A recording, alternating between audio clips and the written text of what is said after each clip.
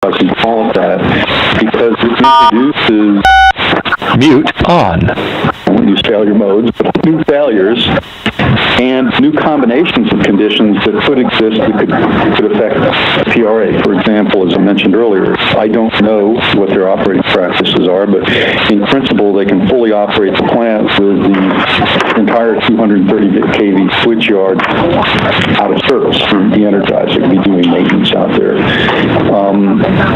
If they lose, if one of the intermediate transformers fails, that would be, at least in the sense of PRA, a non-recoverable loss of off-site power from that source. That side can't replace that transformer within a day or so. So there are a bunch of new failure modes that come in here in terms of recoverable, not recoverable conditions, and as best as I can tell, they've not been evaluated in the PRA to determine whether there's a risk. There might be a risk decrease. There might be a risk increase, but it's certainly different from what's in the certified design PRA. Right. So in terms of making conclusions about how does it affect the risk from the plant, is it small, is it big, it's not clear. At this point, it's just been our engineering judgment that it really did make a big impact. Dr. Cadella, this is Gina Borsch from Dominion. We did get an answer about how we dealt with this configuration change in the PRA for the site-specific situation. So if you'd like, we can offer that now, if that would help the discussion. Yes, sir. Okay, so David Hines from GEH was able to contact our PRA people, and he'll go through it with you. Hi, David Hines from GEH. The DCD level PRA was done using NUREG data, industry data. We searched the industry data for the probabilistic values for loss of preferred power and used the bounding data from all industry available data for loss of preferred power in the DCD.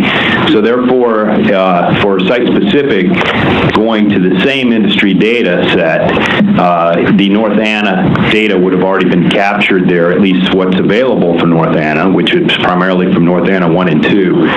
So from a probabilistic standpoint, there was no change to this. This configuration doesn't impact the evaluation since it was based upon industry data, is the simple summary. I understand it is a different configuration, as you stated here. Yeah, and you're gonna rue bringing up those numbers, because I did the numbers. I don't have Rev 6 of the PRA. I have Rev 5 of the PRA. I can't talk about it because it's a not public document, but it was provided for our earlier review of the DCD. So, if I look at the numbers, and I don't want to talk about the numbers too specifically either, because they're in the they're in the PRA report. I know where you got the numbers for switchyard-centered, grid-related, weather-related losses of off-site power. I've traced those back, and you cited them. If I use data for transformer failure rates and circuit breaker failure rates from, I'll have to pull it up here because bear with me. From NUREG CR 6929, the 2010 update to that, which is the most recent one I have. And I built myself a little model. I find that loss of 500 kV preferred power without the possibility of recovery happens about 3 times as frequently as you used in the PRA for loss of preferred power. So it's not clear how the numbers that you used in the PRA bound this particular configuration, at least for the 500 kV side.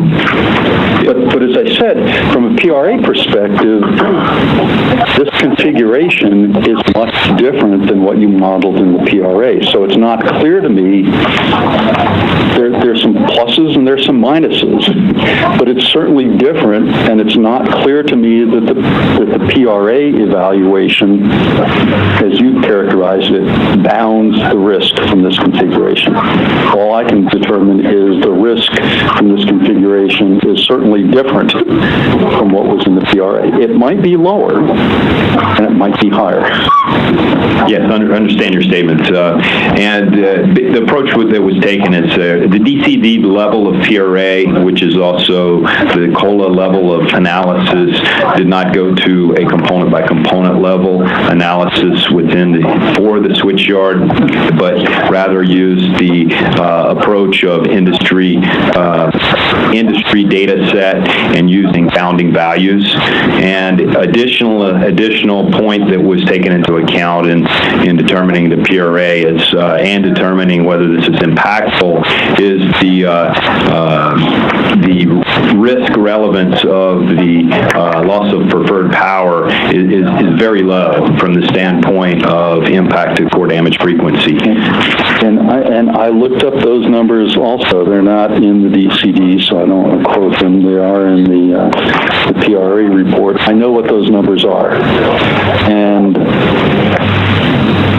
the term not impactful, I'll just say for the record, can be interpreted a variety of ways. I know the percentages from Revision 5 of the PRA for each of those different contributors.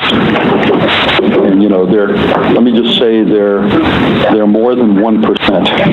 And I don't want to get any bigger than that because we don't want to talk about numbers. And in fairness to you, I really don't want to talk about the numbers. I'm trying to make the point that since this is a change from the DCD for the COL, it's just curious to me why conclusions are made and statements are made that the DCD carte blanche provides a bounding estimate of the risk without having actually evaluated this configuration in the PRA. It's not rocket science to evaluate this in the PRA. I mean, we could probably put it in the PRA model and cranked it in the time that we spent discussing it this morning. I understand. And